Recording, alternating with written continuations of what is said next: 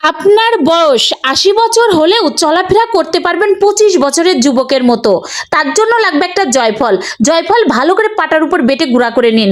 গুঁড়া করা হয়ে গেলে একটা চামচের মধ্যে তুলে নিয়ে তার মধ্যে সামান্য পরিমাণ সরিষার তেল, সামান্য পরিমাণ মধু, ১ চামচ রান্নার হলুদ দিয়ে ভালো করে মিশিয়ে আগুনে তাপ দিন।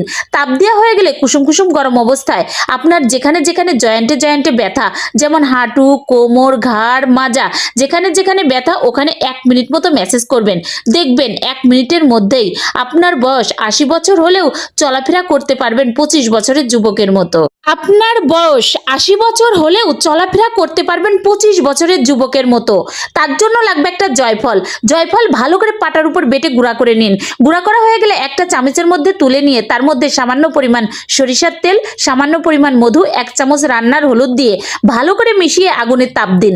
তাপ দেওয়া হয়ে গেলে কুসুম কুসুম গরম অবস্থায় আপনার যেখানে যেখানে জয়েন্টে জয়েন্টে ব্যথা, যেমন হাঁটু, কোমর, ঘাড়, মাজা, যেখানে যেখানে ব্যথা ওখানে ১ মিনিট মতো ম্যাসেজ করবেন। দেখবেন ১ মিনিটের মধ্যেই আপনার বয়স ৮০ বছর হলেও চলাফেরা করতে পারবেন ২৫ বছরের যুবকের মতো।